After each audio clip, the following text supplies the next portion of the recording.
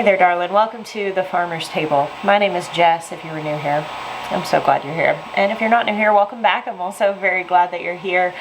Today in my kitchen, where you may hear a strange sound in the background, this is the generator running to keep our freezers and our fridges cool. And there's no power currently in this kitchen because yesterday morning in the wee hours, we were in the direct path of Hurricane Helene.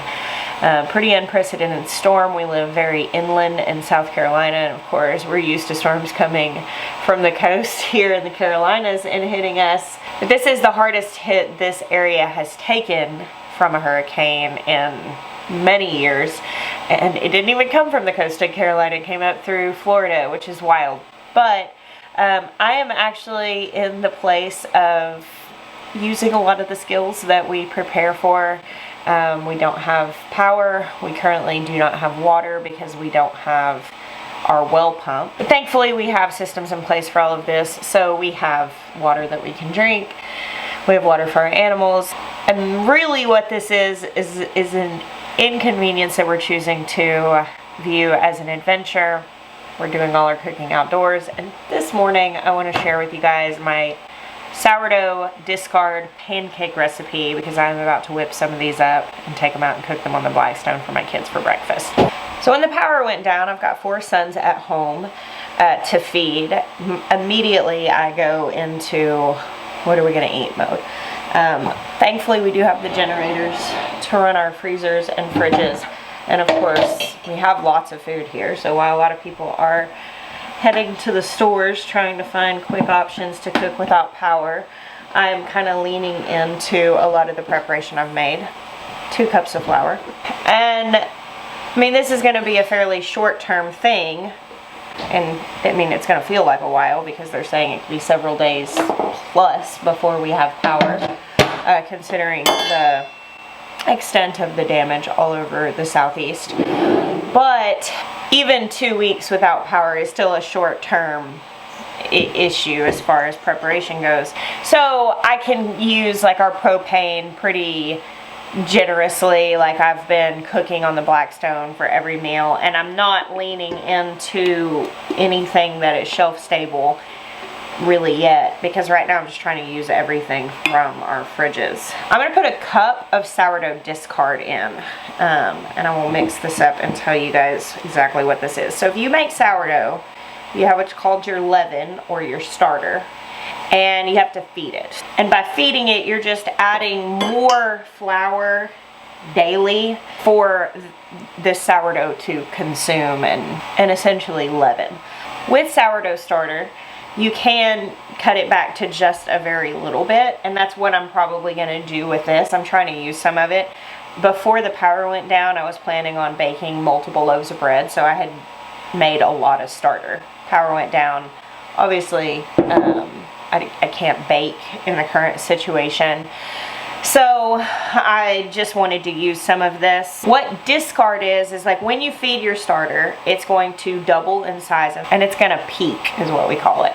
And it's where it gets the largest. It's super bubbly, it's super alive, and then it falls, which is basically where the sourdough starter has fully leavened the flour that you fed it, and that's when it peaked. And then it sort of starts to dissipate at that point. And if you leave it alone, it'll eventually kind of get really acidic and have hooch on top and all of that stuff. When you use discard for recipes, it's essentially your sourdough starter that's already peaked. That's all this is calling for. Next, I'm going to do 1 teaspoon of baking soda and 2 teaspoons of baking powder. I like sourdough discard recipes because if you get into sourdough and you start feeding your discard, but then you're just discarding it, you're throwing it away every day, you can easily go through a lot of flour, and that's wasteful. We don't want to do that. You can make a lot of things out of the discard, because essentially the ratios for feeding a sourdough starter is you do 1 part starter, 1 part water, 1 part flour. At least that's what I do. So if I decided to just feed this, I would have had to put, I mean, probably 2 cups of flour in this, and obviously that's way more than I'm gonna need. And again, it would just get wasteful. Actually, you can take, if you've got like thick fed starter, you can technically just like make a pancake out of that. You can just pour that on a pan and fry it. It's just really tangy, so I like adding some other ingredients to it for flavor's sake. I need 3 tablespoons of sugar. You could also use something like honey or maple syrup. If you don't want things sweet, you can leave this out. I think the sweet kind of helps to offset the tangy of the sourdough, and they go well together. 2 large eggs. I'm cracking these into a separate bowl because if you have if you have ever cracked into a rotten egg, it changes you. And while we do collect our eggs daily, they are farm fresh, and so there's always a chance. 2 tablespoons avocado oil. You know, I recently got these. This was a gadget that was on, like, I don't know. I got influenced. It was an advertisement that came up, and I love these bottles so much. They were really cheap. I will put a link to them. I've got avocado oil in one and olive oil in another one, but you pump it and it's a spray whenever you pump it. Or you can pop the top and pour it. Is that so good? It's really nice. Like if you need to spray a bowl to like put dough in it or something like that. I've had before the aerosol cans that you can pump like that and use oil, so you don't have to buy cans of spray oil. But I really like this. It's not as fine a mist as that. It is more of a stream, but that's fine for anything that I use it for. I thought these were really cool. Every time I use these, I'm like, yes, this was good. Good purchase. All right, we're gonna do about a teaspoon of salt. Now, I always add my milk last to pancake recipes just because it sometimes depends on what flour I use or different things like that, so I don't always measure it. I'm gonna try to do some measurements today so that I can give you guys a roundabout. But this is also preference. I mean, some people like their pancakes real thick and fluffy. Some people like them real flat with the crispy edges. So, I mean, it is gonna come down to preference. It's about 1.5 cups is what we're gonna do here. So I'm gonna start with 1 cup and mix that in. I'm even showing you all what I got here. It's okay for this to be lumpy. It's probably gonna be a little lumpy, but that's fine. All right, that's with 1 cup. That was probably like 3/4. Now next, let this sit for like 5 minutes. Simply because whenever you're mixing any sort of like flour with liquid, sometimes it takes a minute for everything to actually soak in, so you don't really know the texture of what you're working with pancake-wise or bread or any other dough until it's had the chance to like fully hydrate. So we're gonna let this sit for 5 minutes and come back and see. I might need to add another splash of milk to it. All right, 5 minutes later, show you this. It's kind of bubbly. It is still chunky, which you could probably eliminate some of that if you mix your wet ingredients and then like mix them into the dry ingredients, but it's still kind of chunky when you do that, so I just mix it all together. I do want to note, these are sourdough discard pancakes, which is different than just sourdough pancakes. I actually do have another recipe I'll share sometime that's like an overnight sourdough pancake that you mix everything together and you actually just leave it on the counter. And the next morning it's grown in mass because essentially the sourdough has had time to like work through the flour and leaven it. This is, you know, you have to add the baking soda, the baking powder.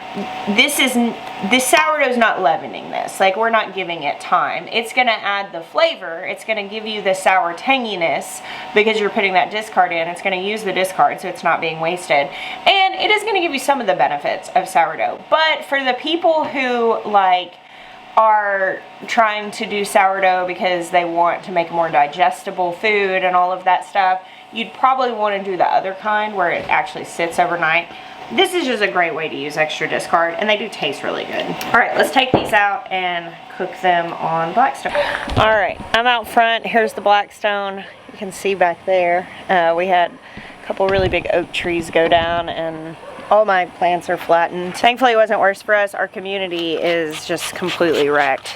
So it's looking like we're probably gonna be quite a while without power. And you know, it's inconvenient, but I'm thankful that we can handle that. I just let this cool off a little bit. It was a little too hot. I don't normally make pancakes on the Blackstone unless we're like camping, but we kind of are camping right now. My preferred thing would be to heat up like butter, melt butter. I like cooking pancakes in melted butter. I like the crispy bits. Again, pancakes are so, they really come down to preference, and I have a theory. I think everybody loves pancakes the way their grandparents made them, and however that was, that's your favorite way. Oh, I'm just gonna drop these on. I've sprayed this down with oil. This is a Blackstone, so it's cast iron. It's well seasoned already, but a little oil won't hurt.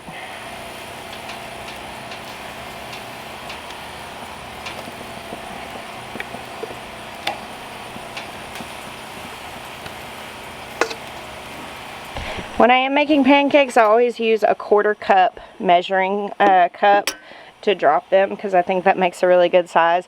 Otherwise, I have a really hard time gauging how much I'm pouring, and I end up making like some really massive pancakes and some really small ones. So this way they end up relatively uniform. Now this is really going to depend on your stove or your griddle. Whenever you start seeing kind of bubbles form along the edges, you'll see the edges set up first. Ready to flip.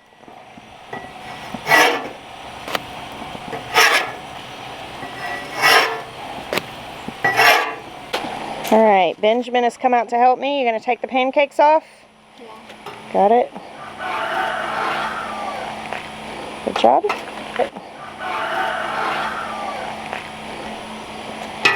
Good deal. Well done, sir. Leaving that spatula. Thank you. You could take that pan inside if y'all want to start eating.